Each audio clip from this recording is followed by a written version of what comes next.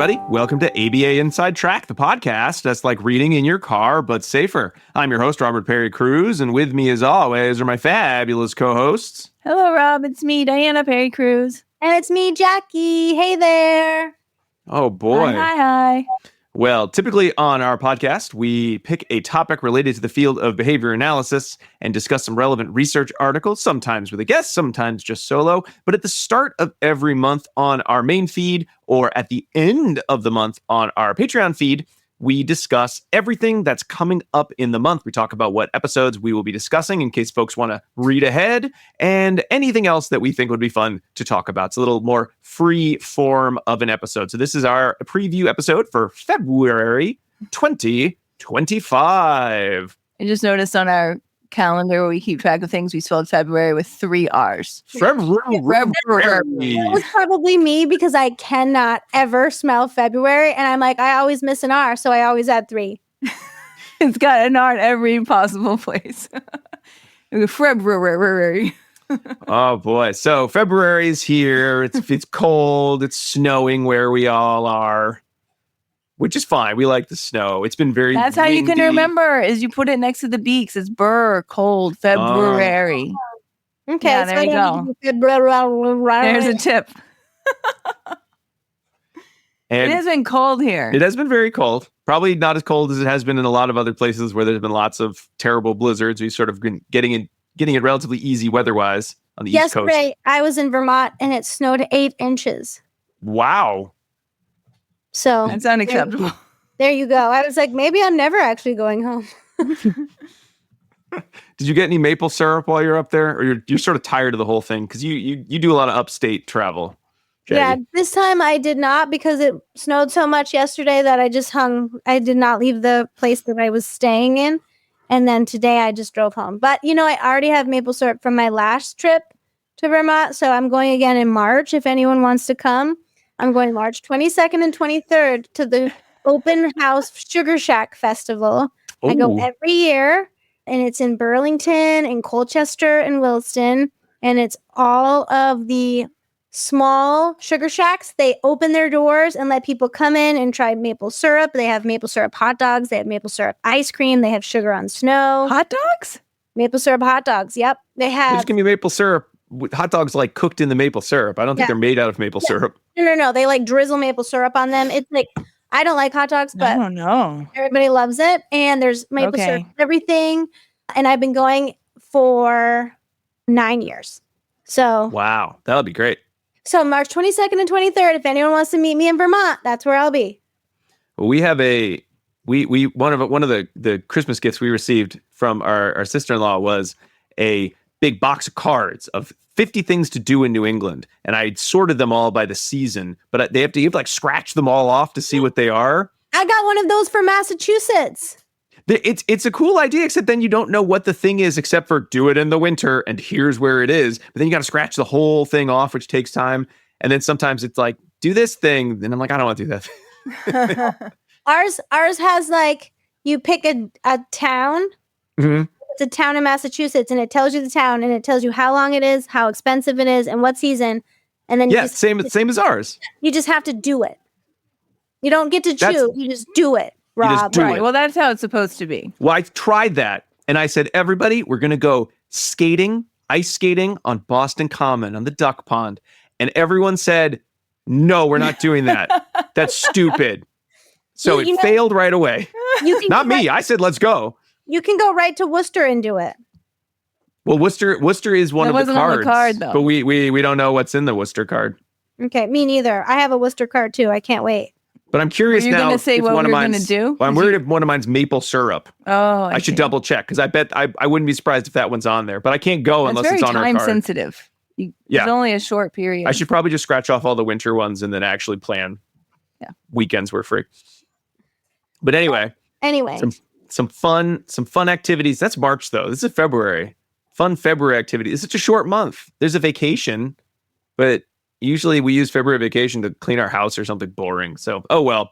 What else are we doing this month? What are we going to be doing when we're not cleaning the house or getting ready to go to Vermont for a maple festival? We're in February. In terms of podcast episodes? or life, but I figured Oh. podcast episodes, Oh, as that is okay, what the sure. purpose of this episode is All right. about. Yeah, so we have Old 3 Ryan. episodes planned to come out in the month of February. And the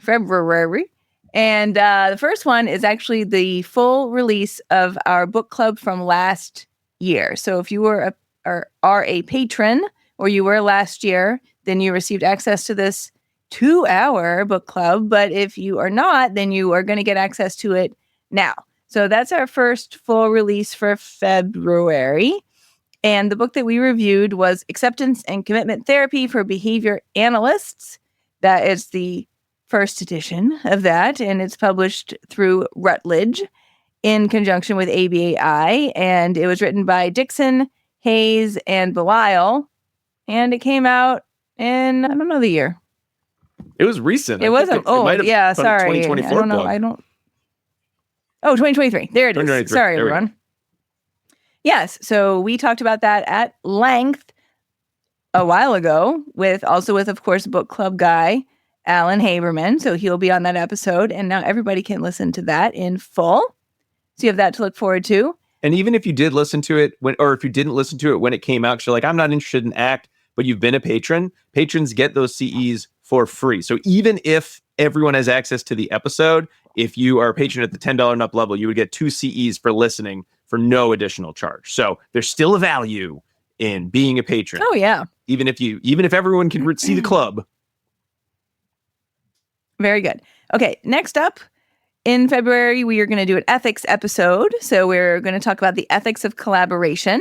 We have presented on this topic a few different times, but never have we presented on it to our podcast listeners. So that's going to be the plan for it's actually episode 301.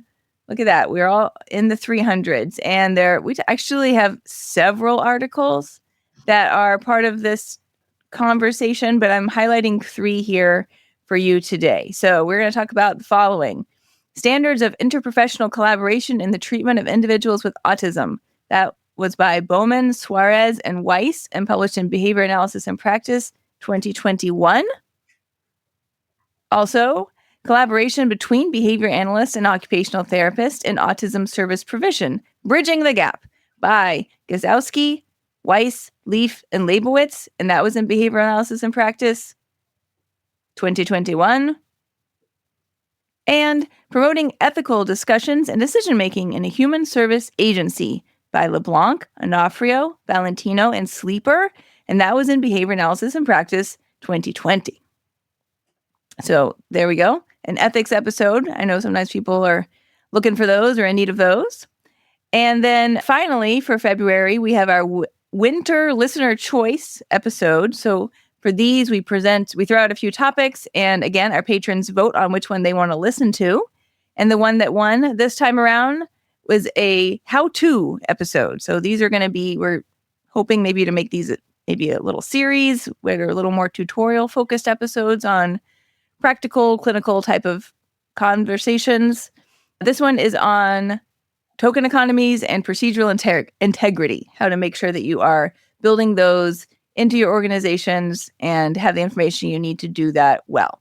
So there are 2 articles related to this. The first is Token Economies, Evidence-Based Recommendations for Practitioners by Deli Espinoza and Hackenberg. That was published in Behavioral Interventions 2024.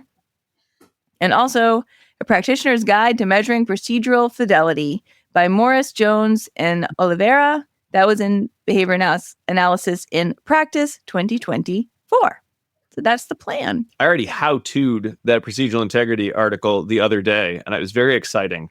So even if you already say, you know what, I'm pretty good at making my procedural integrity checklist, I think there are still a few little nuggets that made me think about, you know what, there's some better ways to do procedural integrity. What a fun tutorial. So that one, I really liked. I liked tokens too, but I'm not currently updating any token economies. So we'll have a discussion about that. And again, for patrons at the $5 and up level, you'll be able to get a video, the recording, plus a code for a free CE for that episode, probably about a week before the full episode comes out, depending on a couple of recording schedules we have to do around the time. But we'll have a full video of us in the studio, raw, with all the swear words that we usually put in and have to get edited out. It gets a little blue around here at ABA Inside Track, but you'll get a code word for free CE. So if you were thinking about becoming a patron, well, February is a good month to join up, especially because we've got more book clubs coming up this spring. So about a month after that or 2 months after that, we'll have another new book club. So a lot of great reasons to join up there. All right. Thanks, Dinah. So those are our 3 episodes that are coming out this month. Short month, but we still got an episode every week. And now let's move into errata, this section of the show where we discuss everything else, if there's a mistake or if we just have something we want to talk about. And I know one thing we wanted to talk about was we recently released our 300th episode of the show. We did that as a full live recording at Regis College. We had a lot of people come out to say hi. We had some former students. We had some friends we've known throughout our careers. We had a lot of folks who weren't able to make it due to distance or who were sent some really great well wishes, emails, which we really always appreciate. So it was a lot of fun. And we had pizza, and we had some gluten-free pizza that was really, really good. And I enjoyed eating it. That wasn't the highlight, but that was definitely a fun positive of the activity. We had some, So I had a great time. How'd you all do? Dinah made a great slideshow of us throughout the years. Cry. We were such babies, and I got to see all of my different haircuts, which made me want bangs again. I've been literally thinking about bangs since I saw that, because I had bangs in 2022 and then in 2019.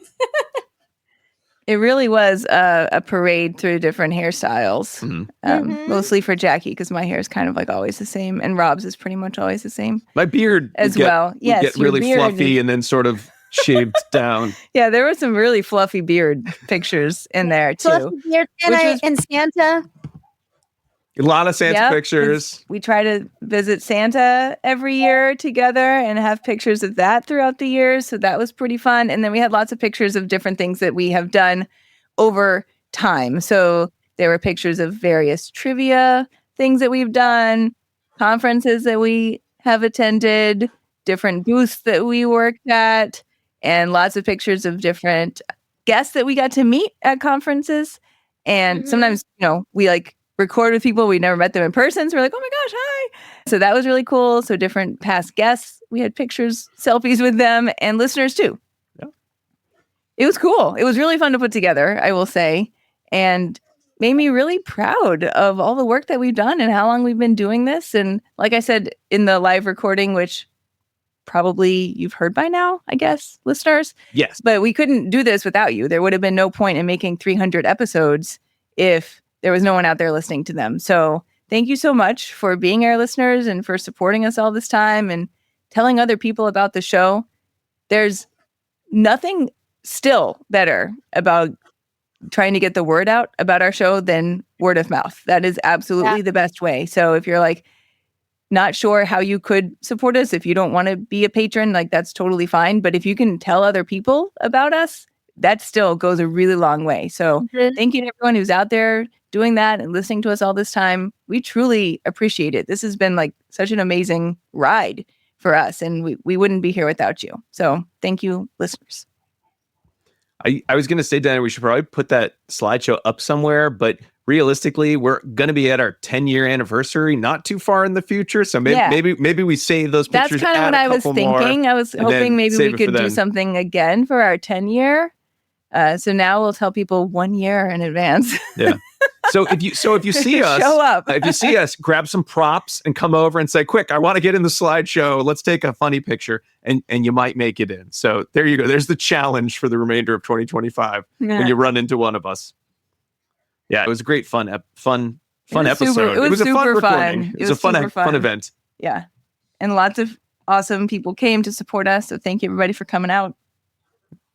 Our kids came. Yeah, they loved the show. They really. My kid did not come. She had ski. I was nervous though too, which was funny. I know. I was nervous too. There is something very different. I think I say this anytime if you ever see us do a live recording or a conference talk. There's a huge difference between we're going to talk about our episode in our studio versus in front of a bunch of people, because so many of the things we sort of count on just aren't there. And unlike, even though our recordings go out and it's like, well, if we do a terrible recording, I guess technically we could delete it and do it again. You can't really do that when people are watching. If you do a bad recording, a bad show, then everyone is just sad that they had to watch you talk and are depressed that they wasted their time. So we always want to make sure that everyone does not feel that way. And at least according to what they said, they did not. And so hopefully you feel the same way about the final episode too. Of the final episode, the final product, not final. We already told you there's 3 more episodes coming out this month. Like it's not, no, we got more coming. Don't worry. Don't worry about that. Somebody asked, they're like, wow, what's after 300? And it's like, we've already like have 3 or 4 of them like ready to go and getting recorded. So don't worry. Still more. All right. Our final thing to wrap up, because it's a short month, it's a short preview. We have usually listener emails, but I had checked. Sometimes I look at Apple Podcasts and I found some recent reviews from folks, and we thought we'd read a few of those. We do that sometimes. We always love when people leave reviews there. We had a number. There's kind of a theme of winter and fall posts here. So we had one post from Angelica, who is an ABA student, who found the podcast to be an excellent resource to gain more insight into the field. She shouted out episode 291 on ethics and listening. That was with the How to ABA folks. And listening to the various ethical dilemmas we discussed as a practicing ABA, and said this is a great podcast recommending for other ABA students. Oh, nice. Thanks, Angelica. Yeah. And we also had another one from I guess when we're recording this, it's only been about 5 weeks or so ago. But this is from Sierra, who is talking about shouting out our episode about pica and how great it was to listen to studies on how to extinguish the behavior. I can't remember. That's an older episode. I can't remember how much extinction specifically we talked about versus just decreasing pica. But that was a lot of competing options in that episode, as I recall. Yeah. And competing items. Sorry. Yeah. And then Sierra points out how she appreciated how the episode really made her kind of reflect on making sure that there is not a medical reason for any behavior before going on to just behavioral treatment, which is always a good reminder. I know that's something that even after all these years, I find myself sometimes being like, we're getting right into the behavioral treatment. And then I got to slow my roll and say, wait a minute, could this be... I remember for both that episode and then episode 44, which is on our first episode on feeding, we have had people write in to be like, wow, you guys were really serious in both of these episodes on making sure that you're operating within your scope of competence and ensuring that you have like medical backup and rationale for intervention, et cetera. And I stand by that. In both of those episodes, it's just really, really serious what you're working with there. So pica is a very dangerous behavior. Feeding is an incredibly complex behavior that really should have an entire team looking at it. And in both of those, I say, as a behavior analyst, you would want to proceed with caution only once everything else has been ruled out and it is really clear that this is the right intervention to go with. So if anyone heads back to the annals to look at those episodes, I stand by those statements. Mm-hmm. I do too. Well, and thanks for writing in. And folks, thanks for leaving reviews. We always appreciate people leave us reviews on Apple Podcasts or wherever you can leave a review. We love emails too. abainsidetrack@gmail.com, or comments directly on the website are always great. But certainly reviews are on YouTube too. Yeah, YouTube too. But anywhere you can leave us feedback or notes is always great. And certainly we love hearing from students. Certainly the content that we're discussing is meant for practitioners. But it is always nice to know that students who are often, who are newer to the field, who are still in the habit of reading articles, are sort of continuing to possibly read articles either that haven't been assigned to them or that are part of their learning process, and kind of getting in that habit and then keeping that habit going. Because that was one of the main reasons we started the show, is how easy can we make it for folks, or how little response effort can we make it so that everyone can continue to contact the literature in whatever way they can. Because we know not everyone can just sit down and say, I'm going to read this many articles on this topic this week. It's not possible for everyone to always do that. So we're glad that we can fill in any gaps you have when you just want to kind of catch up real fast and just don't have the time in your life to do some of that piece. That sounds great. Yeah. Well, that's it for our preview. We'll be back next week with the first of our February episode, our ACT Book Club. Don't forget, you can always subscribe to the show wherever you like to listen to podcasts, as well as subscribe on patreon.com/ABA Inside Track. If you want to get some CEs at no additional charge, this month's a great month to join because you have that book club, as well as our winter listener choice. And we'll be back next week with the first of those episodes. But until then, keep responding. Bye. Bye.